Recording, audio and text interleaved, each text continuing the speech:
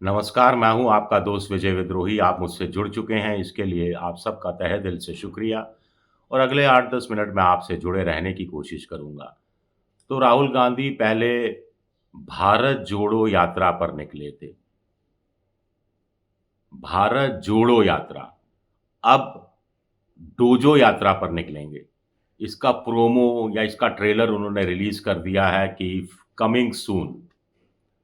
उधर बीजेपी 2 सितंबर से अपना सदस्यता अभियान शुरू कर रही है, जिसमें उनका मुख्य लक्ष्य है, ज़्यादा से ज़्यादा युवाओं को पार्टी से जोड़ने की कोशिश करना।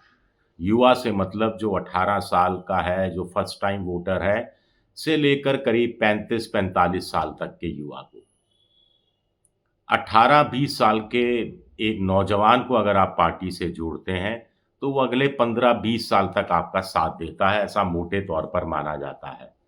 लेकिन राहुल गांधी ने डोजो यात्रा का ऐलान करके बीजेपी को थोड़ा मुश्किल, थोड़ा हैरान, थोड़ा परेशान कर दिया है। आखिर ये डोजो यात्रा क्या है? कराटे के अंदर वो नज़र आए क और उसमें पता लगा कि किसी में ब्लैक बेल्ट है, किसी में ब्लू बेल्ट है, इस तरह की बातें समझ में आई। एक तो ये कराटे, कुंग फू या जो भी है इस तरह की चीज़ें, ये सेल्फ डिफेंस में होती हैं। तो क्या राहुल गांधी सेल्फ डिफेंस में डोजो यात्रा कर रहे हैं? या फिर किसके डिफेंस में, किसके समर्थन में डोजो यात्रा कर रहे हैं, ये जानना ज़रूरी है। डोजो का मतलब कुछ लोग कह रहे हैं कि जहाँ कराटे सिखाए जाते हैं, प्रशिक्षण होता है। लेकिन हमारे एक मित्र हैं, जो मेरे फॉलोवर हैं यूट्यूब चैनल के, पंकज पुरोहित ने गज़ब नाम दिया है। मैं उनको पूरा श्रेय दे रहा हूँ। उनका कहना है डोजो यात्रा का मतलब है 2 जॉब यात्रा, नौकरी 2 यात्रा। बड़ा सटीक बैठता है, हैशटैग भी सही सटीक बैठता है और आज की तारीख में तो बिल्कुल फिट बैठता है जिस देश में बेरोज़गारी चरम पर हो। जिस देश में 1 करोड़ 20 लाख नए बेरोज़गार या रोज़गार की तलाश में लोग नौकरी के क्षेत्र में आते हों। जिस देश में पहले से ही करोड़ों लोग बेरोज़गार हों।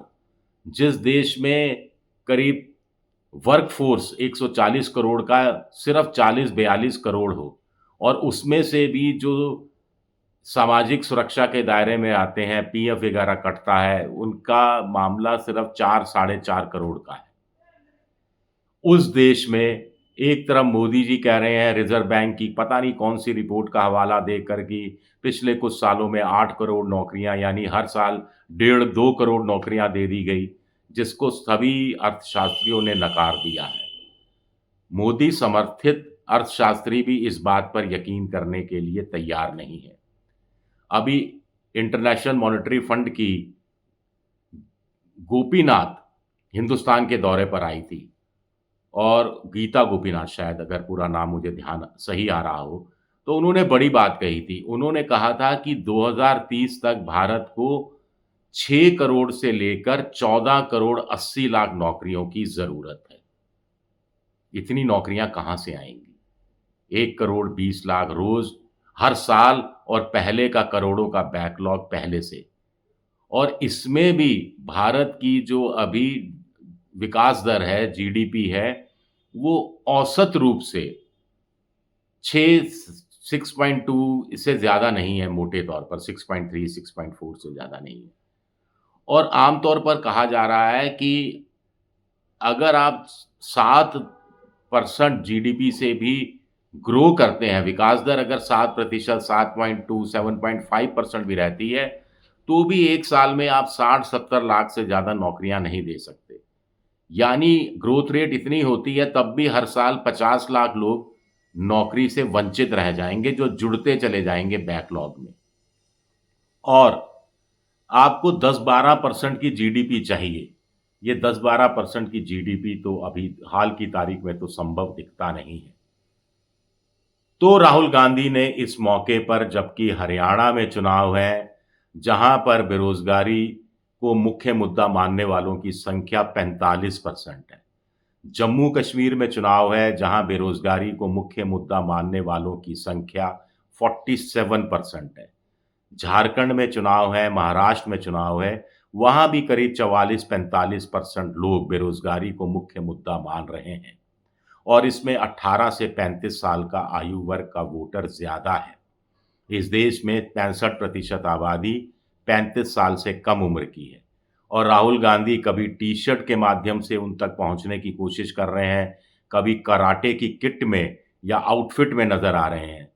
हमें संघ के लोग या बीजेपी के लोग तो गणवेश में नज़र आते हैं, लेकिन ये एक नया तरीके का गणवेश है राहुल गांधी का। ये गणवेश युवाओं के लिए है, करोड़ों युवाओं के लिए है, जिन्होंने लोकसभा चुनाव में भी बढ़-चढ़कर राहुल गांधी के पक्ष में यानी इंडिया पॉलिटिकल फ्रंट के पक्ष में वोट दिया है और मोदी इस बात को रियलाइज़ कर रहे हैं कि अगर युवा वोटर नहीं जुड़ा, तो फिर पार्टी युवा नहीं रहेगी, बूढ़ी होती चली जाएगी। स्मृति ईरानी इस बात को महसूस कर रही हैं, तभी वो कह रही हैं, आप इसको बचकाना समझ लीजिए, आप इसको कुछ भी समझ लीजिए, लेकिन आपको ये समझना ज़रूरी है कि राहुल गांधी टी-शर्ट के ज़रिए युवाओं से सहज रूप से जुड़ रहे हैं, संवाद स्थापित कर रहे हैं।